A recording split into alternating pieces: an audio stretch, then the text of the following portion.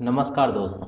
आज हम शास्त्री भाग प्रथम के नव्य व्याकरण के प्रथम प्रश्न पत्र के पाठ्यक्रम के बारे में तथा प्राचीन प्रश्न पत्र जो आ चुके हैं उसको हल करने के तरीके के बारे में जानेंगे।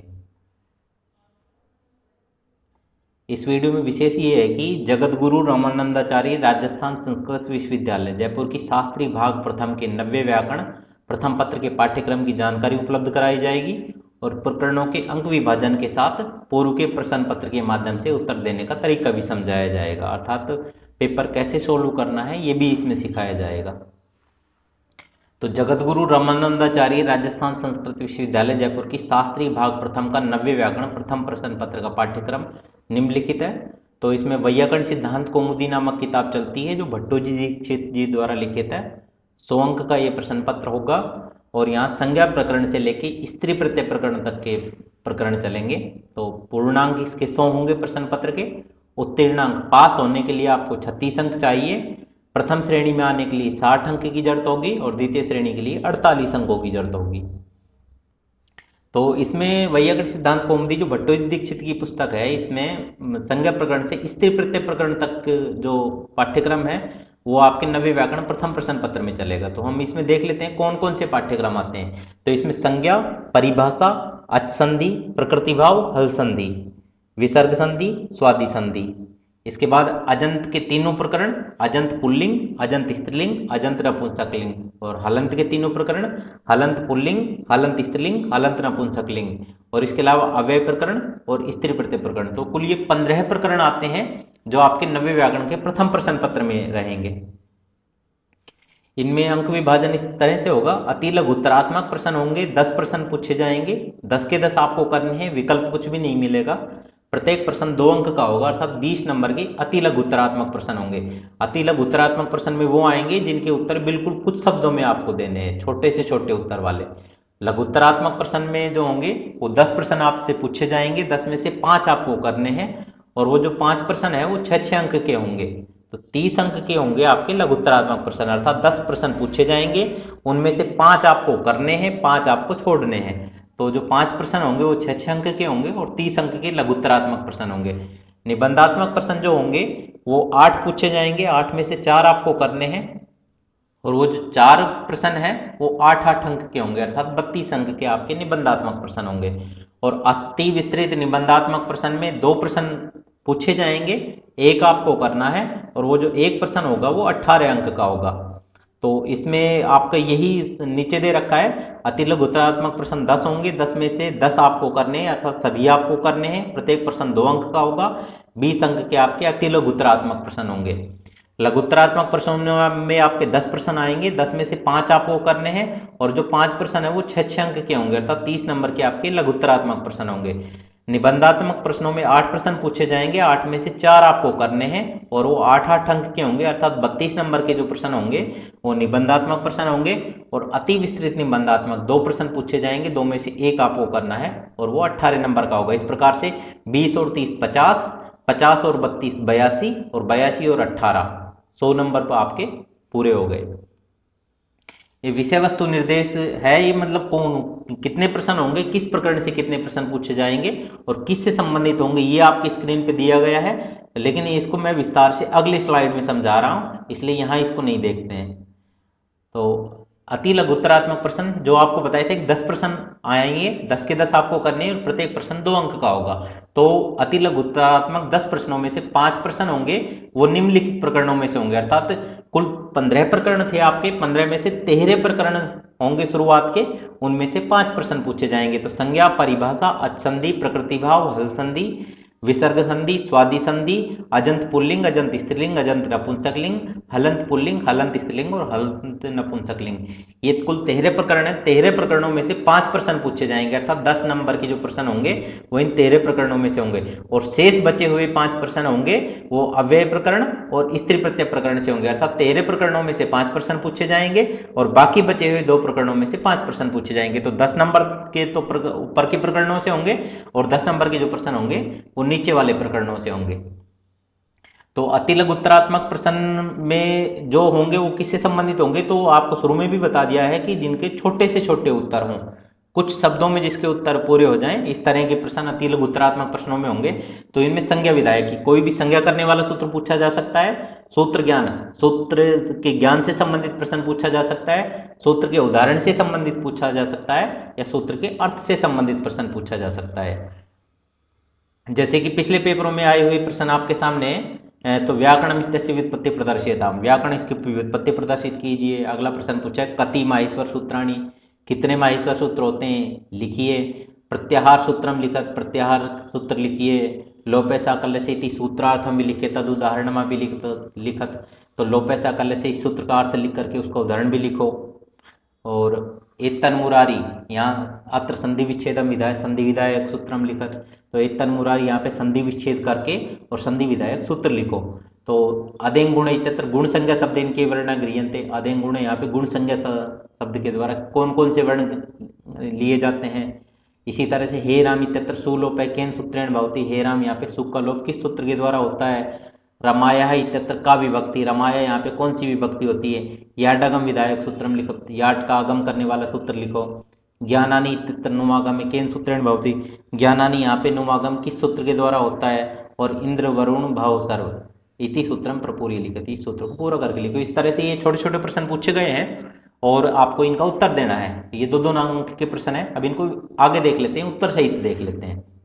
जैसे पहला पूछा था व्याकरणम इत्यस्य व्युत्पत्तिम प्रदर्शियताम, व्याकरण इसकी व्युत्पत्ति प्रदर्शित कीजिए।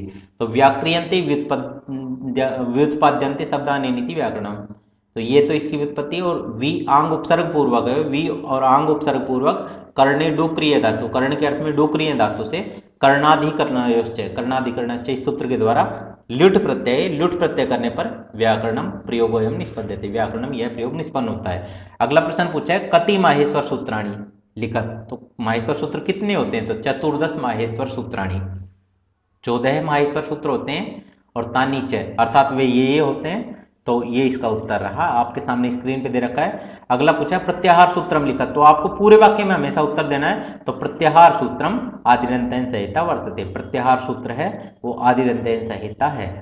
अगला पूछा है इसमें लोपे साकल्य से इति सूत्रार्थम लिखे तद उदाहरणम अपि लिखत, लोपे साकल्य से इस सूत्र का अर्थ लिख करके उसका उदाहरण भी लिखो। तो पदान्ते स्थितयो अवर्ण पूर्वयो यकार वकारयो असि परे साकल्यस्य मते लोपे भवति इति सूत्रार्थ। पदांत में स्थित अवर्ण पूर्वक यकार और वकार के बाद में यदि अस्प्रत्यय परे हो तो साकल्य आचार्य के मत में लोप होता है, ये इस सूत्र का अर्थ है। पाणिनि मते तु लोप न भवति, और पाणिनि के मत में लोप नहीं होता है, अतः वैकल्पिक अयम लोप है, अर्थात यह लोप है वो वैकल्पिक है, अर्थात साकल्य के मत में होगा, पाणिनि जी के मत में नहीं होगा। जैसे यह लोप का उदाहरण जो है वो हर ई है, हरिय और ई है, इस स्थिति में यह का लोप हो जाता है। और वह लोप का जो उदाहरण है वो विष्णु ई है, तो विष्णव और ई है, इस स्थिति में वह का लोप हो जाता है। अगला है एतन मुरारी, इसका संधि विच्छेद करके संधि विधायक सूत्र लिखो। तो एतन मुरारी यहाँ पे संधि विच्छेद जो है वो है एतद मुरारी, और संधि विधायक जो सूत्र है वो यरो अनुनासिके अनुनासिको वा, ये इसका संधि विधायक सूत्र है।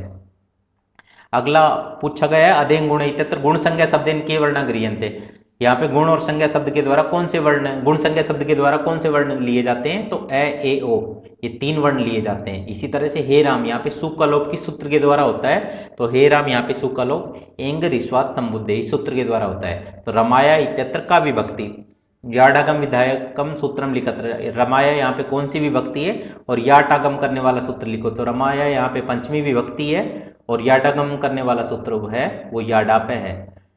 और ज्ञानानी यहाँ पे नुम का आगम किस सूत्र के द्वारा होता है। तो ज्ञानानी यहाँ पे नुम का आगम नपुंसकस्य झलचे इस सूत्र के द्वारा होता है। इसी तरह से इंद्र वरुण भाव इति सूत्रम प्रपूर्य लिखत, तो इस सूत्र को पूरा करके लिखना था। तो इंद्र वरुण भाव सर्व रुद्र मृड हिमारण्य यव यवन मातुला चार्यणा मानुक, तो इसमें आपने देखा कि ये सूत्र से संबंधित, संज्ञा से संबंधित और सूत्र के अर्थ से संबंधित, सूत्र के उदाहरण से संबंधित ये प्रश्न रहे हैं, इसलिए इसमें अति लघुत्तरात्मक प्रश्नों में ये लिए गए थे। इसके बाद आते हैं लघुत्तरात्मक प्रश्न। तो लघुत्तरात्मक प्रश्नों में प्रत्येक प्रश्न 6 अंक का होगा।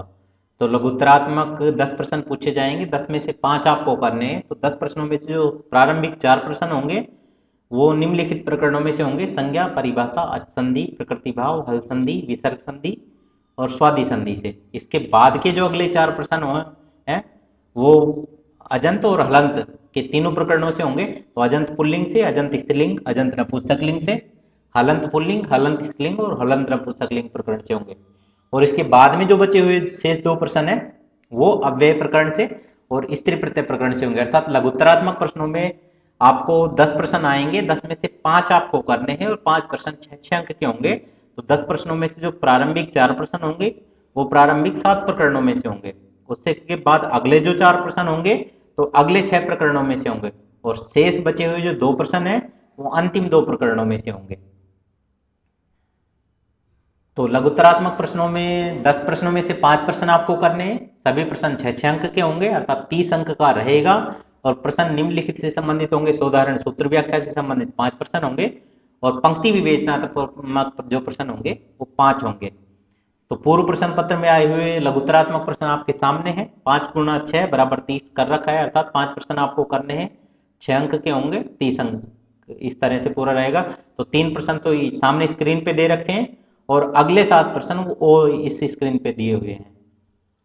तो इसमें लघुत्तरात्मक प्रश्न को जो करने का है वो सूत्र व्याख्या का जो तरीका है, तो इस आपको सबसे पहले पदच्छेद, उसमें पद निकालने हैं। सूत्र में कितने पद हैं, जैसे सामने वाले सूत्र में 3 पद है, इदुदुब्धस्य च और अप्रत्यय से। इसके बाद में वृत्ति है, वो सूत्र की जो भी कोई वृत्ति है वो वृत्ति आपको लिखनी है।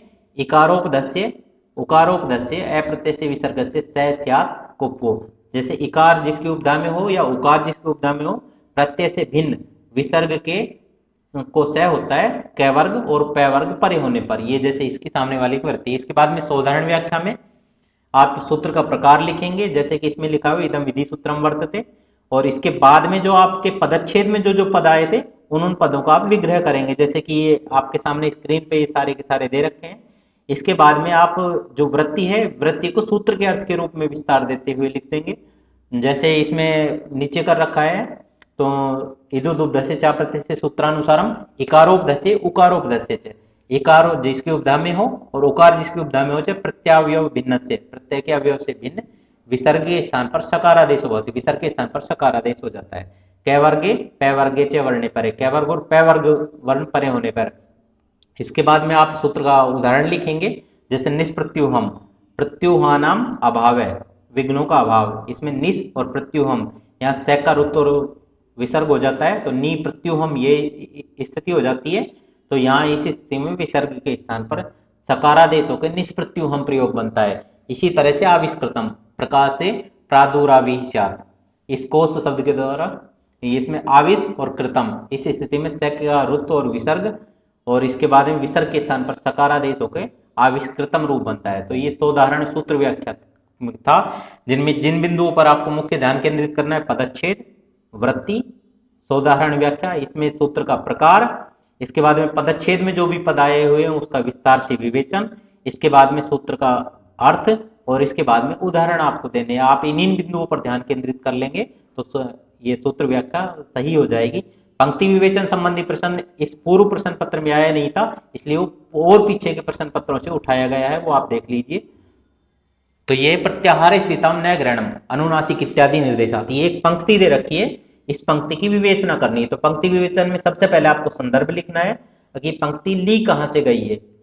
तो इसमें प्रस्तुता यम पंक्ति, प्रस्तुत यह पंक्ति भट्टोजी दीक्षित विरचितेन वैयाकरण सिद्धांत कौमुदी ग्रंथ से, प्रस्तुत यह पंक्ति भट्टोजी दीक्षित के द्वारा लिखित वैयाकरण सिद्धांत कौमुदी ग्रंथ के संज्ञा प्रकरण से, संज्ञा प्रकरण के उपदेशे अजनुनासिकित इति सूत्रात् अवतरिता अस्ति, उपदेशे अजनुनासिकित इस सूत्र के द्वारा ली गई है। तो प्रसंग में दे रखा है कि ये प्रसंग में वो चीज होती है कि इसमें क्या चीज कही जा रही है।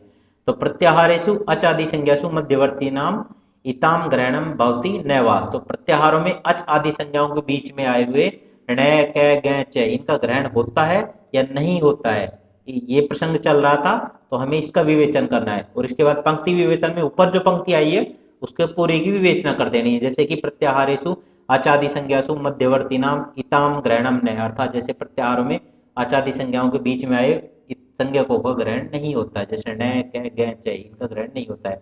तो यहाँ पे प्रमाण पूछा है कि प्रमाण क्या होता है, तो उपदेशे अजनुनासिकित इत्यत्र अनुनासिक प्रयोग वर्तते, यहाँ पे अनुनासिक का प्रयोग है, वो इसमें सबूत है, प्रमाण है।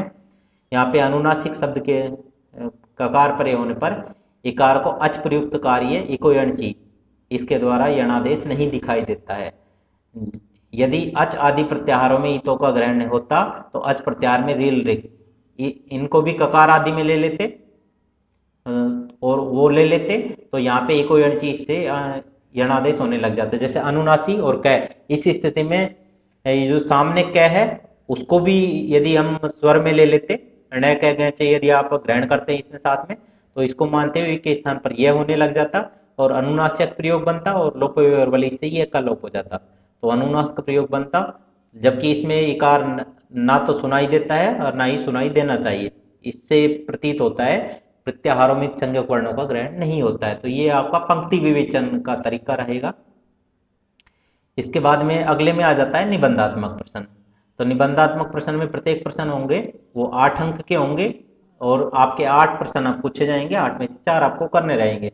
तो प्रारंभिक 8 प्रश्नों में से जो 3 प्रश्न होंगे वो प्रारंभिक 7 प्रकरणों में से होंगे, संज्ञा, परिभाषा, असंधि, प्रकृति भाव, हल संधि, विसर्ग संधि और स्वादि संधि से। उसके बाद जो अगले 3 प्रश्न रहेंगे वो निम्नलिखित प्रकरणों में से होंगे, अजंत पुल्लिंग, अजंत स्त्रीलिंग, अजंत नपुंसकलिंग और हलंत पुल्लिंग, हलंत स्त्रीलिंग और हलंत नपुंसकलिंग से। और शेष जो 2 प्रश्न है वो निम्नलिखित प्रकरणों में से रहेंगे, अव्यय प्रकरण से और स्त्री प्रत्यय से। अर्थात कुल 8 प्रश्न पूछे जाएंगे। तो प्रारंभिक 7 प्रकरणों में से 3 प्रश्न, अगले जो 3 प्रश्न होंगे अगले 6 प्रकरणों में से, और शेष बचे हुए जो 2 प्रश्न होंगे वो अंतिम 2 प्रकरणों में से होंगे। तो निबंधात्मक प्रश्न होंगे, निबंधात्मक 8 प्रश्नों में से 4 प्रश्न हमें करने होंगे और सभी प्रश्न है वो 8-8 अंक के रहेंगे और प्रश्न होंगे वो निम्नलिखित से संबंधित होंगे। तो सोदाहरण प्रयोग सिद्धि विषयक, सबसे आसान ये रहेगा, आपको रूप सिद्धि करनी है, प्रयोग सिद्धि करनी है। तो प्रत्येक प्रश्न में 4 सिद्धि करनी होगी और प्रत्येक सिद्धि का अंक भार 2 होगा। अर्थात इसमें आप सीधा सा लगाएं तो आपको 16 प्रयोग सिद्धियां करनी है और वो 32 नंबर की होंगी। जैसे आपके सामने आए हुए पूर्व प्रश्न पत्र में से ये प्रश्न है निबंधात्मक में से, सब में रूप सिद्धियां दे रखी हैं, 4-4 रूप सिद्धियां दे रखी हैं। इसके बाद अगले में आप देख लीजिए सब में 4-4 प्रयोग हैं। तो ये कुल 8 प्रश्न है, 8 में से 4 आपको करने हैं। तो इसका रूप सिद्ध करने का तरीका क्या है तो वो आप देख लीजिए। जैसे मध्वरी है, मधु हरि, यहाँ पे तस्मिन नीति निर्दिष्टे पूर्व से स्थानीय अंतरतम, इन 2 सूत्रों के सहयोग से इको यणची या ध के परे उकार के स्थान पर वकार होगा तो मध्वरी हो जाएगा। अंची से इससे धकार का विकल्प सिद्धित होगा तो मैं ध वरी ये हो जाएगा। झलाम जस झसी, इसे पूर्व धकार के स्थान पर दकार हो जाएगा तो मदद ध्वरि बन जाएगा। अलवंत के सहयोग से शेवंत से लोप है, इसके द्वारा अंत्यवकार का लोप प्राप्त है। और यणे प्रतिषेधोवाच्य, इस वार्तिक के द्वारा निषेध हो जाएगा तो मदद ध्वरि। और यणो मयोदेवाच्य, इस वार्तिक के द्वारा वैकदित होने पर मदद ध्वरि, ये प्रयोग सिद्ध हो जाता है। तो ये मध्वरी पूछा छोटा सा था लेकिन इसमें क्योंकि विस्तार का है तो पूरा दे दिया गया है।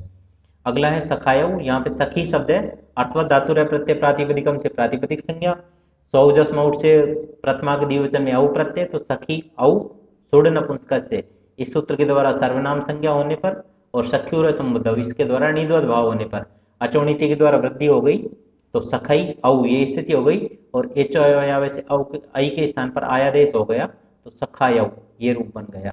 तो रूप सिद्धियां इसलिए ज्यादा विस्तार मैंने इसको नहीं दिया है। तो आपको ये प्रश्न पत्र इस तरह से आगे करना है। और आगे है अति विस्तृत निबंधात्मक प्रश्न, इसमें प्रत्येक प्रश्न 18 अंक का होगा, कुल 2 प्रश्न पूछे जाएंगे। तो जो प्रारंभिक एक प्रश्न होगा शुरू के 13 प्रकरणों में से होगा, अर्थात संज्ञा, परिभाषा, असंधि, प्रकृति भाव, हल संधि, विसर्ग संधि, स्वादि संधि, अजंत पुल्लिंग, अजंत स्त्रीलिंग, अजंत नपुंसकलिंग, हलंत पुल्लिंग, हलंत स्त्रीलिंग, हलंत नपुंसकलिंग, इन 13 प्रकरणों में से एक प्रश्न होगा।